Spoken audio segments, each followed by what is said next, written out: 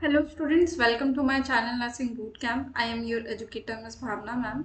आज हम बात करेंगे हमारे कार्डियोवैस्कुलर सिस्टम के एक और डिसीज कंडीशन के बारे में जिसका नाम है एंजाइना पेक्टोरिस या जिसको हम जानते हैं इस्चमिक हार्ट डिसीज के नाम से भी। ठीक है, इसके पहले हम लोग कोरोनरी आर्टरी डिसीज के बारे में पढ़ चुके हैं। ठीक है, सीएडी के बारे में, जिसका लिंक आपको डिस्क्रिप्शन में मिल जाएगा, तो आप उसे भी देख सकते हैं। इसके साथ में अगर आपको हार्ट की एनाटॉमी एंड फिजियोलॉजी देखनी है तो आप हमारे एनाटॉमी एंड फिजियोलॉजी वाले सेक्शन में जा करके देख सकते हैं। ठीक है, अभी हम लोग देखने जा रहे हैं एंजाइना पेक्टोरिस क्या है या इस्चमिक हार्ट डिसीज हम लोग किसे कहते हैं। ठीक है, तो फर्स्टली हम लोग देख रहे हैं एंजाइना पेक्टोरिस से हम लोग क्या समझते हैं। Angina pectoris is a Latin word that means strangling in chest. ठीक है, मतलब कि क्या कुछ ऐसा बंधा बंधा सा आभास होना, आपको कोई दबा रहा है आपके चेस्ट पे या छाती पे। ठीक है, इसे हम लोग बोलते हैं एंजाइना पेक्टोरिस। ओके, आपको बहुत ही ज़्यादा ऐसा प्रेशर सा फील हो रहा है विदाउट एनी प्रेशर, जैसे आपकी छाती पर कोई बैठा हुआ है या बहुत जोर से क्या है दबाव दे रहा है, उसको कहते हैं हम लोग एंजाइना पेक्टोरिस। अब इसके अच्छे से डेफिनेशन अगर हम लोग देखें तो it is characterised by severe chest pain and pressure in the anterior portion of the chest. ठीक है, सीवियर चेस्ट पेन मतलब कि बहुत ही ज़्यादा दर्द हो रहा है आपकी छाती में, और एंटीरियर पोर्शन में मतलब कि आपका जो चेस्ट है उसके सामने के जो पोर्शन है वहाँ पे क्या है, आपको बहुत ज़्यादा जोर के दर्द हो रहा है और ऐसा लग रहा है कोई दबा रहा है उसे।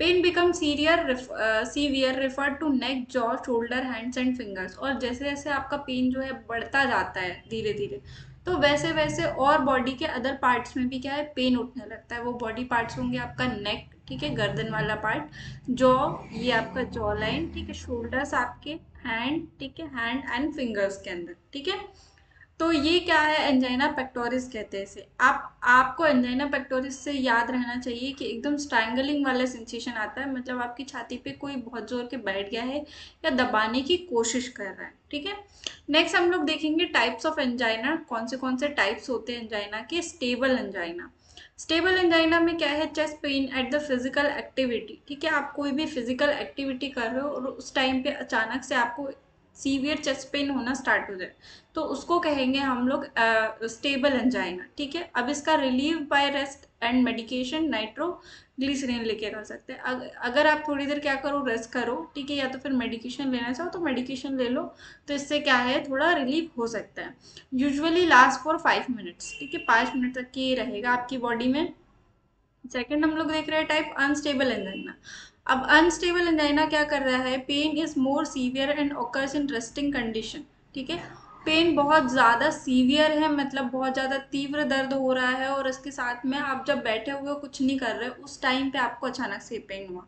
हमारे साथ कभी कभी होता है ना स्टेबल एंजाइना के में हम ये देख रहे थे कि हम लोग जैसे कोई भी फिजिकल एक्टिविटी कर रहे हैं, हाइपर एक्टिविटी कर रहे हैं जिसमें हाई एनर्जी की ज़रूरत है, जैसे कूदना या रनिंग करना या एक्सरसाइज करना या डांस करना, तब आपकी सांस फूलना, ठीक है, ये सब नॉर्मल हो जाता है। तब आपको अचानक से चेस्ट में दर्द हो रहा है या आपको बहुत ही ज़्यादा हैवी ब्रीदिंग करनी पड़ रही है, तो वो नॉर्मल है। पर जब अनस्टेबल एंजाइना होता है तब आप आराम से अपने घर में बैठे हुए हो, टीवी देख रहे हो, मोबाइल यूज़ कर रहे हो, और उस टाइम पे एकदम से जब सीवियर पेन होता है तो उस कंडीशन को हम लोग बोलेंगे अनस्टेबल एंजाइना। ठीक है, and it can convert in M I. अब एम आई क्या होता है, मायोकार्डियल इन्फ्रैक्शन, जिसके बारे में हम लोग आगे पढ़ने वाले। ठीक है, तो ये जो अनस्टेबल एंजाइना होता है, अगर इसका ट्रीटमेंट हम लोग नहीं करें तो ये मायोकार्डियल इन्फ्रैक्शन में भी कन्वर्ट हो सकता है। ठीक है, थर्ड हम लोग देखेंगे वेरिएंट एंजाइना। ये क्या कर रहा है, it occurs at night due to vasospasm. Vasospasm मतलब कि आपकी जो बॉडी के अंदर जो वेसल्स है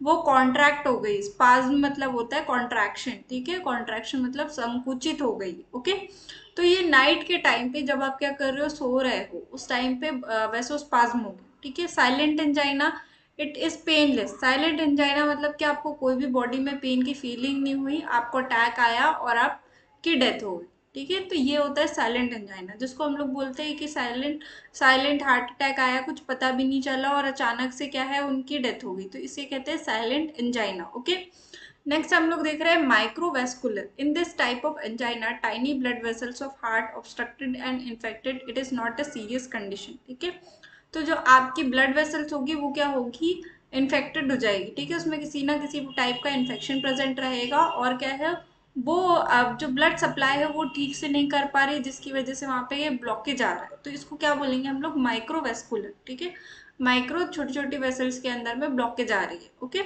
ये भी ज़्यादा सीरियस कंडीशन नहीं है। अब आपकी सीरियस कंडीशन आपको कौन सी लग रही है, अनस्टेबल एंजाइना, और कौन सी लग रही है, साइलेंट एंजाइना। ठीक है, तो इतने टाइप्स के जो है एंजाइना पेक्टोरिस के बारे में हम लोग देखने जा रहे हैं। ओके, नेक्स्ट हम लोग देखेंगे इटियोलॉजी, किस किस कारण से हो सकते हैं। ठीक है, एंजाइना पेक्टोरिस की कंडीशन के क्या कारण हो सकते हैं। फर्स्ट है हमारे पास फैमिली हिस्ट्री, सेकंड हो जाएगा एज, थर्ड ओबेसिटी मतलब मोटापा जो है। ठीक है, फैमिली हिस्ट्री, आपके परिवार में पहले से किसी को रहा हो, एज के कारण, ठीक है, आपकी उम्र बढ़ती जा रही है जिसकी वजह से आपके कार्डियक में प्रॉब्लम आ रही है, ब्लड सर्कुलेशन में प्रॉब्लम आ रही है। ओबेसिटी, आपका मोटापा बहुत है, कोलेस्ट्रॉल लेवल जो है आपकी बॉडी में ज़्यादा है। हाइपरटेंशन, आपकी बॉडी में जो ब्लड है वो थिक हो रहा है। ठीक है, एथेरोस्क्लेरोसिस, जैसे फैट की बात करी हमने, फैट क्या है, प्रेजेंट है बॉडी के अंदर में, ब्लड के अंदर फैट प्रेजेंट दिखाई दे रहा है। डायबिटीज मेलाइटिस की कंडीशन है, अगेन आपके ब्लड में जो है शुगर प्रेजेंट है। रीनल फेलियर, जिसकी वजह से ब्लड का फिल्टरेशन ठीक से नहीं हो पा रहा। ठीक है, तो इतने कारण हो सकते हैं।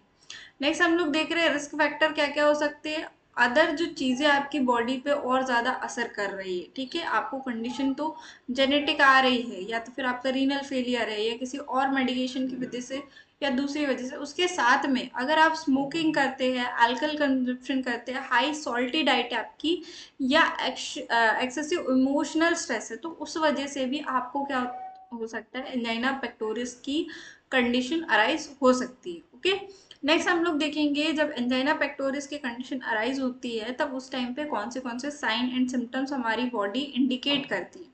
फर्स्टली हो जाएगा चेस्ट पेन। चेस्ट पेन में कैसा चेस्ट पेन होगा, अब प्रेसिंग, स्क्वीजिंग और क्रशिंग पेन। ठीक है, जैसे फीमेल्स को पीरियड में पेन होता है। ठीक है, मरोड़दार, ऐसा खींच के कोई ऐसा मार रहा है आपको, या कोई बहुत ऐसा खींच रहा है अंदर से, उस टाइप का स्ट्रेचिंग वाला पेन। ठीक है, सब स्टर्नल हैवीनेस, मतलब आपका जो स्टर्नल वाला पार्ट है वहां पे बहुत ऐसा भारी भारी लग रहा है, हैवी हैवी, कि किसी ने कुछ रख दिया है आपकी छाती पर। ठीक है, रिफर्ड पेन, मतलब कि आपकी बॉडी में जो पेन है वो ट्रैवल करते जा रहा है। पहले आपको चेस्ट में पेन हो रहा था, फिर उसके बाद में अचानक से आपके हाथ में दर्द होने लगा, फिंगर्स में पेन करने लगी, आपकी जॉ शिवर कर रही है ना। तो ये क्या है, रेफरल पेन हो रहा है। ठीक है, हार्ट बर्न बर्न, मतलब कि अचानक से एकदम से आपको बहुत फास्ट हार्ट बीट हो रही है ना। इसके बाद में वीकनेस, आपको एक बहुत कमजोरी फील हो रही है। फटीग, आपको बॉडी बहुत थकान लग रही है। स्वेटिंग एक्सेसिव, आपको स्वेट आ रहा है, पसीना आ रहा है। फीलिंग फेंटिंग, आपको चक्कर जैसा फील हो रहा है ना। इसके बाद में क्या, पेलर स्किन, स्किन का कलर चेंज हो गया एकदम से, क्या है आपकी स्किन वाइट तरीके की, ब्रिटिश तरीके की दिखने लगी। नॉजिया, वॉमिटिंग, आपको वॉमिट हो रहा है, आपको उल्टी हो रही है, आपका जी मचला रहा है ना। शॉर्टनेस ऑफ ब्रेथ, आपसे बात करते नहीं बन रहा, खड़े रहते नहीं बन रहा। ठीक है, आप हैवी ब्रीदिंग कर रहे हो। ठीक है, रैपिड ब्रीदिंग कर रहे हो।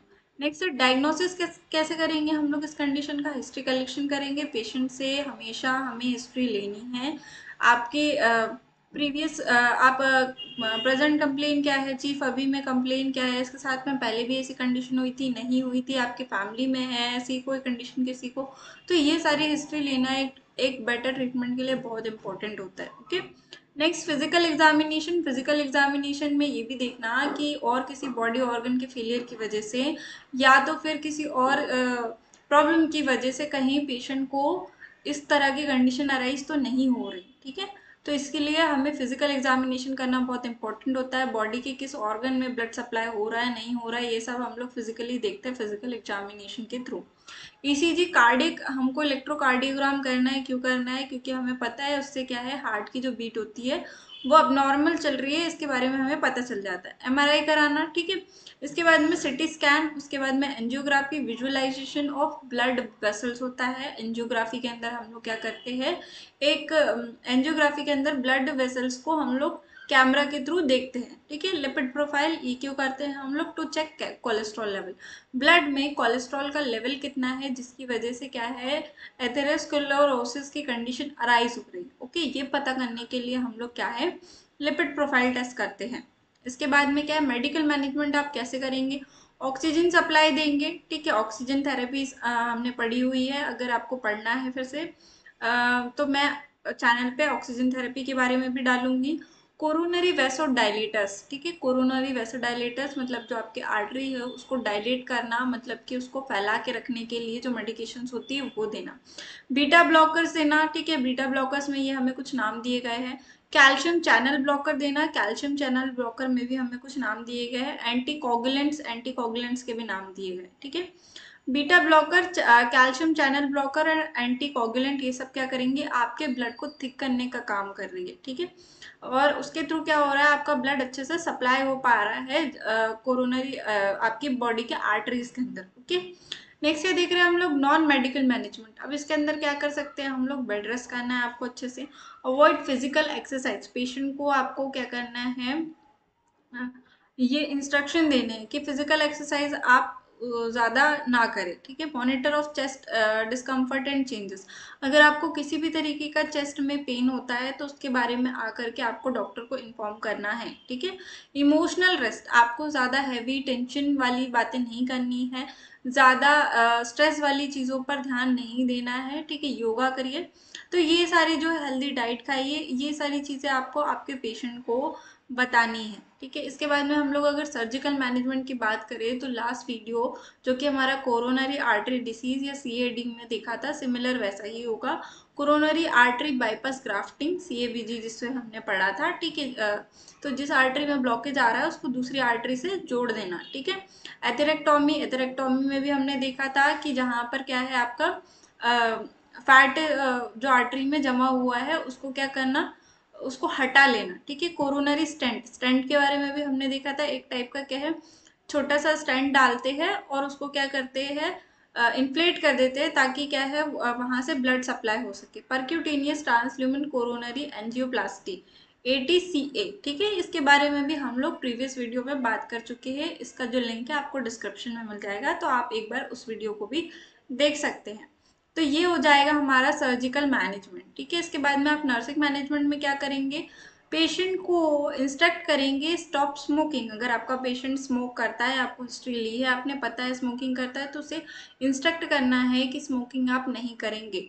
Regular checkup of cholesterol level, आपको पेशेंट को इंस्ट्रक्ट करना है कि आपका जो लिपिड प्रोफाइल टेस्ट है वो आप कराते रहिए, कोलेस्ट्रॉल लेवल पे ध्यान रखिए अपना, है ना। फूड में, डाइट में भी आपका ऐसी कोई भी चीज़ जिससे कोलेस्ट्रॉल हाई होता है, जैसे हाई सॉल्ट खाना, है ना, या फिर एक्स्ट्रा अमाउंट में क्या है ऑयल, एक्स्ट्रा ऑयली वाली चीज़ें खाना, तो ये सब बाहर का तला भुना, मिर्च मसाले, ये सब बंद करना। कंट्रोल वेट गेन को भी कंट्रोल करना। अगर पेशेंट क्या है काफ़ी ज़्यादा ओबीस है या हेल्दी है तो उसको क्या कहना कि वेट गेन पर आप ध्यान रखिए। रेगुलर एक्सरसाइज, ठीक है। नॉर्मल ब्रीदिंग एक्सरसाइज पेशेंट कर सकता है, हैवी एक्सरसाइज करने के लिए आपको मना करना है, पर जो नॉर्मल ब्रीदिंग एक्सरसाइज स्ट्रेचिंग है वो सब पेशेंट कर सकते हैं। अवॉइड हैवी मील आपको नहीं लेना है एंड स्ट्रेस को अवॉइड करना है। तो ये सारे जो नर्सिंग मैनेजमेंट है ये आपको इंस्ट्रक्ट करने हैं पेशेंट को, ठीक है। तो यहाँ पे एक और हमारा जो टॉपिक है जो कि इस्चेमिक हार्ट डिसीज, या तो फिर हम क्या बोलते हैं एंजीना पेक्टोरिस, ये हम कंप्लीट कर चुके हैं। ऐसे ही वीडियोस देखने के लिए मुझे फॉलो कीजिए। Thank you for watching. Lights, camera, action.